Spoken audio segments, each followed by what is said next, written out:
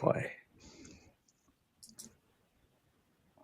And we are What's up, Nick? live. We're ready to go. Field Welcome Notes is back. live. Yeah, thanks. It's been a little bit. I've had 2 weeks. Was it 2 weeks, Nick? That flew 3. by. 3 weeks. Yeah, I was thinking about this last night as I was going through my 474 emails. That it felt like it was dragging on. That I was really ready to come back to work. Last week I was thinking that. And then checking my emails last night, I was like, wow, that really went by fast. And I think it's because of the lack of sleep. Mm-hmm. So it just comes with I need 3 weeks off to recuperate from the sleep I've lost, but I shouldn't take that 3 weeks for about 18 years. So we're in the trenches. We're in the trenches. God bless my wife.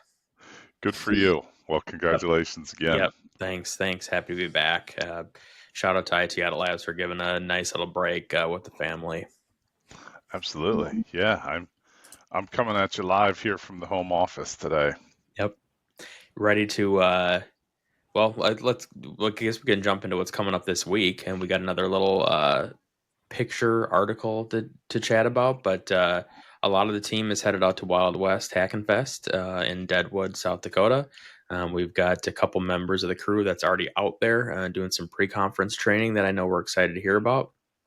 We're hoping to have Jen on this morning, but she's at her class, so we always prefer when people are learning. So we're excited to hear about that class. You're flying out there. Last Field Notes, we talked heavily on aviation. Oh yeah. So now we're continuing with the aviation because you're flying yourself out to Wild West tomorrow.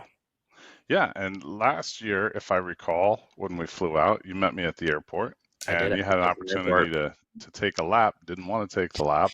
No, that's when you needed the hot lap, and I was like, "Yep, I'm good on the ground. I'm good to go. We'll set the record straight. There's no fear of the actual pilot. We're safe on the ground. I'm very heavily into photography, if people didn't know, so I'm happy to take some awesome pictures of those dangerous bumps to the ground and off again. Okay, no, we got to set the record straight here. So I baited and hooked you there. Here he goes. So there's a thing called the go around, right? When Yep. we're flying in aviation, just like in cyber, I like to be safe, right? Everything Always proceduralized by the book. And there's certain speeds, right? When you come in for a landing, you want to land at certain speeds, not too fast, not too slow. So admittedly, I was coming a little too hot, and it's a long runway out there. So I'm like, well, we'll just milk the speed off. We'll just come in and, we'll slow down. I was probably 10 knots too fast, and then figure in the flare, we'll just slow down and land long. Well, the runway out there when we're coming in, I think we were coming in from the southeast. It's an uphill runway, and it's not completely straight. I mean, it's paved, but it's not completely straight.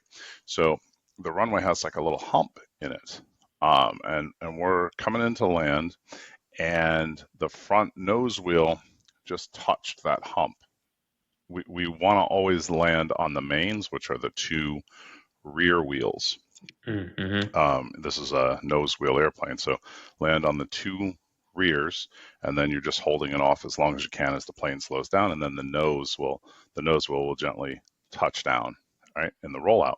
So this time when we came in, there's a little hump in the runway, and even though we're a little bit back, probably wasn't back enough to land on the mains, that front nose wheel just touched.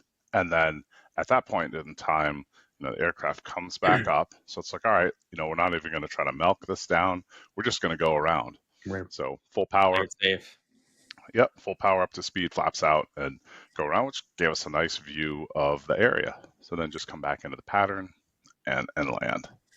Well, watching from the ground, it probably doesn't look as safe or feel as safe. It's like, whoa, abort mission, we're out of here. But I do know from the military, watching a lot of aircrafts take off, that this is actually something that they practice, like a touch and go. Like they're touching the wheels of the deck, and it's full juice, and they're off again. I think where I recall it from was when I was shortly on an aircraft carrier. They Hmm. had people practicing like the slingshot, and then Hmm. also because that's a real short runway. Anyways, so yeah, you're headed out tomorrow. And Um, then Wednesday. flying. Yeah, today's Tuesday, so you're Oh out well, yeah, tomorrow. I'm out tomorrow. You're right. I know the week's already going crazy. So I'm doing Wild West virtually. People didn't know you can sign up virtually. It's really inexpensive. I don't know if they still have seats open, but if you're looking, check it out. It's always a good time either way. You can get some extra classes in, and some training. I will pitch though. I am going to Denver in February for the Wild West chapter there, the Mile High version. So excited! I did the virtual version of that last year, which was awesome. Um, so looking forward to getting out there in person, and I think there's going to be a couple other people going out there as well. So anything you're excited for is probably the camaraderie. I know that's one thing I have FOMO on is Hmm. I'm not going to be at the casino table this year at Deadwood. Not going to be at the running the blackjack, the slots, and the craps table. I really love the yeah, as you said, the camaraderie, but it's just a really cool atmosphere out there with about 1,000 or so people that come into town, and unlike some of the other security conferences where there's goons and there's people yelling about lines and all this nonsense, it's really laid back, really cool Midwest vibe. So yeah, I enjoy this conference a lot. And another conference that's coming into town here in Minneapolis is B-Sides. Yep. So I'm looking forward to that one too. That B-Sides hasn't been here in a while. That's just next week, isn't it? Yeah. Or Hmm. 2 weeks. It's really close. I haven't been to a B-sides conference before. Um, so looking forward to hearing about that. Yeah. Anything else on Wild West? Well, no, it's the training for 2 days is just the Mhm. format for people. The first 2 days, Tuesday, Wednesday, are training, and then the vendor stampede, which It's a good time. kind of spread throughout the town of Deadwood, Colorado, where the vendors are at a venue, usually a bar or restaurant, and then you go to the different vendor locations and you get a stamp, you get some drink tickets, uh, and you're able to meet with all the different vendors, kind of traveling in these big packs throughout the town. And then the conference starts. Well, really, after that, you go back to the main lodge, and then there's some trivia questions, some hacker trivia questions, which are always fun, and just meeting people that haven't seen in a year. But it seems to go by so fast, right? Like, oh, you've As kind of seen the same people over and over again.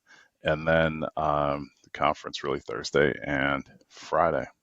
Yeah, I remember that from last year too. I didn't go the prior year, so last year was the first time for me in person. But I remember people coming up to our group, talking to you, Eric, saying, "Hey, I'm so and so. I remember talking to you from last year." So, and I think it shows kind of that camaraderie piece that this conference has that others don't. It's still small enough to feel like pretty niche to what Hmm. they're doing, but it attracts some of the best talent and best people. So everybody's apt to chat with you. People, it's not just heads down, like stay out of my way. I'm just trying to get to this vendor or whatever it is.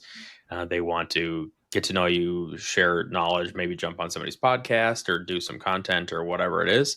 Um, but just everybody's there to have a good. I think a lot of people they would probably in our industry would choose to use their PTO to go to Mm. this.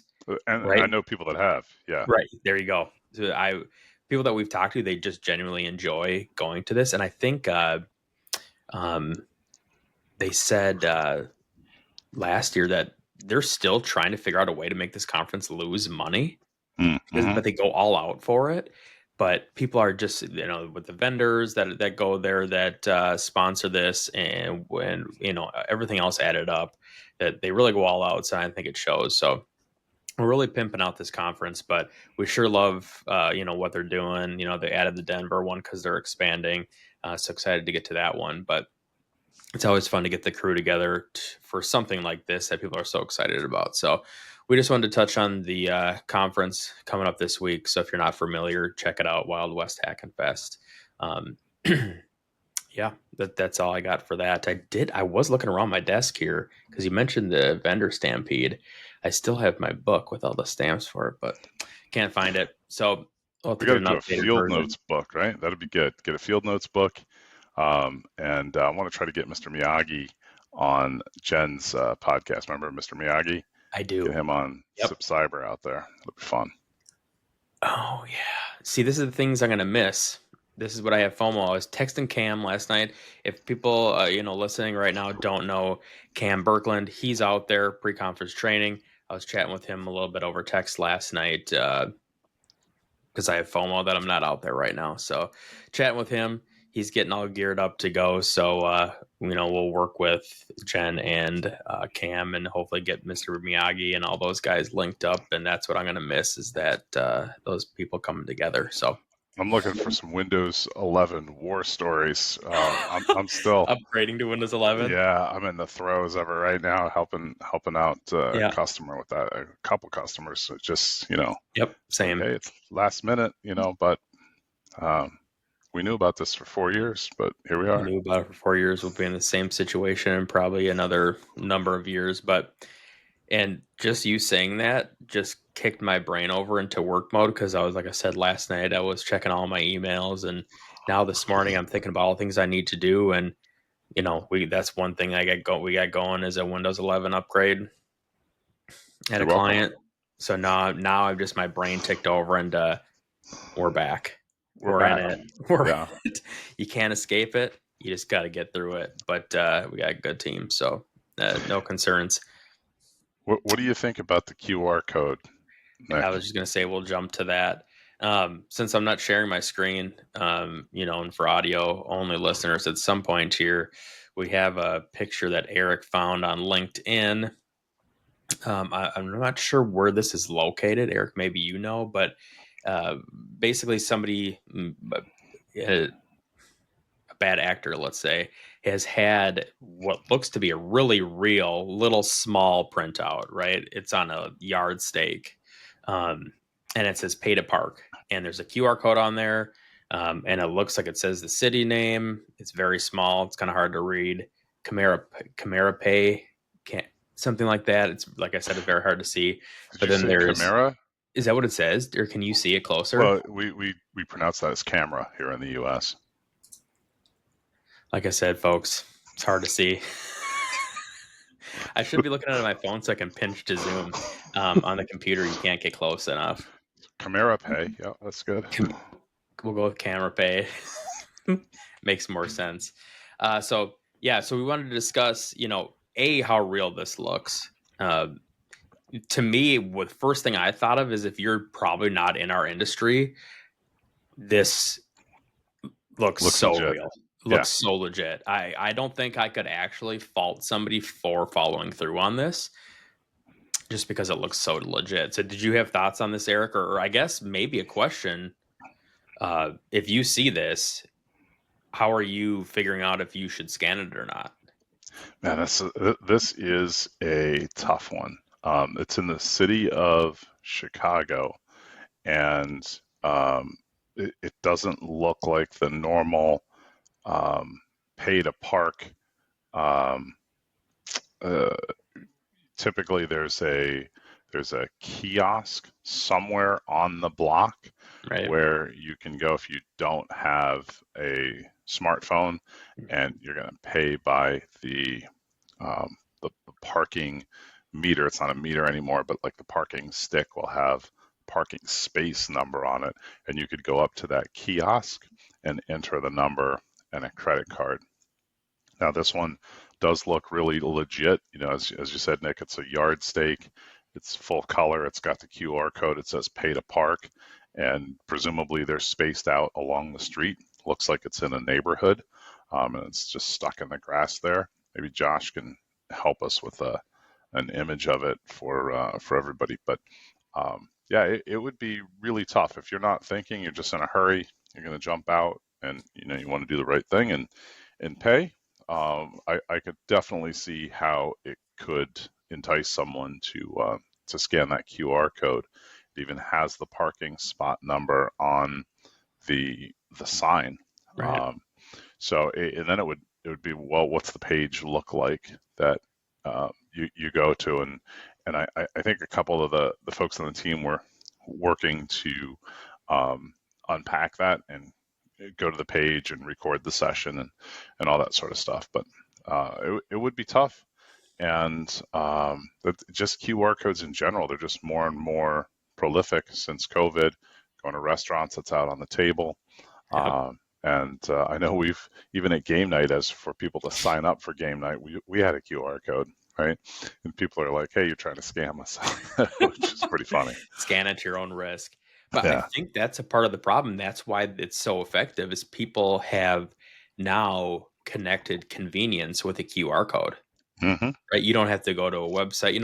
Like we've all done it. You're on your Apple TV or Roku, wherever it is. You get the QR code to sign into your account. Then you got to put in the little code, right? Like it can make things a little bit easier instead of maybe having to swipe through and put the password in. Well, same thing here.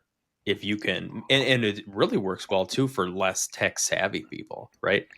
Moms, dads, so on and so forth. People that haven't lived it or aren't in the industry, etc. They see a QR code. I mean, hopefully, maybe they think, or maybe not. Hopefully, they think it's convenient, right? They click that and they're in. So I guess a couple things, that I would be thinking about is you're obviously scanning this thing for legitimacy. That can be difficult. We've kind of ruled that out here because it looks so legit. Secondly, is if you do pop that open, let's say we're using an iPhone, you use the camera app and it comes up the little yellow bar, you can see the link. Maybe you're first off checking HTTPS, right? If it's going to a secure location and you're checking to see if there's any misspelling, things like that. Now you obviously not always going to get a good look at it because that's usually a preview and it might not show the whole thing. Um, but this is tough. So you want to definitely look at those few things for me at least right away.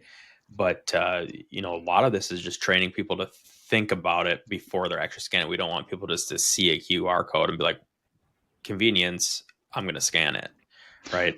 One of the things, Nick, I think we've got to get better security on our mobile devices, and the ability to, just like with our corporate machines or our home machines, we have technology on them that's going to help us identify these malicious sites. We don't really have that in our personal lives and on our personal devices, which is why these social engineering attacks work so well. I'm working on doing some research on some of the cloud hosted browsers, like Mm. um, I think it's called Puffin, which is one, and it installs on your phone. It's an Android or an iOS app, but all of the rendering is done in the cloud. So the security would be done in the cloud, just like we would do or could do with a corporate browser. You know, one other thing too that it'd be cool to see Apple or Google, Android, etc. You know, we're all I think gone are the days probably of downloading an actual app for a QR scanner, right? You're using the camera app. It'd be cool to see Apple, kind of what we're drifting off with was, drifting off with them actually putting security in that, right? If it notices you're scanning a QR code, let's scan that against, a database of, these websites that we know are malicious, right? It's not going to be perfect because these things can be spun up, but it could also give you a warning. Let's say this, domain was registered 10 days ago or today, whatever it was, let's say 30 days or less, Mm-hmm. would be a good warning. I think a lot of people would probably bypass that and be like, I don't care. I just want to pay to park so I can get to the restaurant or whatever they're doing. We can't fix that. But a lot of things to think about here. I guess if you're listening, we'd love to know what you guys are thinking too. So, if you'd like to pop in the chat or in the comments below and let us know maybe some ways that you're experiencing QR codes and maybe how you're thinking about it. Yeah, and I'll take this Puffin browser and we'll run this actual QR code through it and see what it says. Sure. Yeah, that'd be awesome. Um, yeah, I think that was it with the QR codes. We'll put the picture on we'll package it with the episode here so people can take a look. Cool. But it was found on LinkedIn. So yeah, Well, Nick, let's get back to work. Let's get get back this. to work. Those machines aren't going to upgrade themselves to They're Windows not. 11, right? No, I'm rolling into meetings all day here in 10 minutes. So I got a little break, but we were happy to jump on. This episode is planned before. And the first thing, Eric, you said was, we don't care what it looks like. We're coming in at 7:30. The day you come back, you're going to be running on fumes and tired. But hey, we wouldn't have it any other way. We're excited to get back and start working with the clients. So happy to be back and working with the crew. Awesome, Nick. Well, thank Yep. you, and great talking to you. Yes. Thanks all.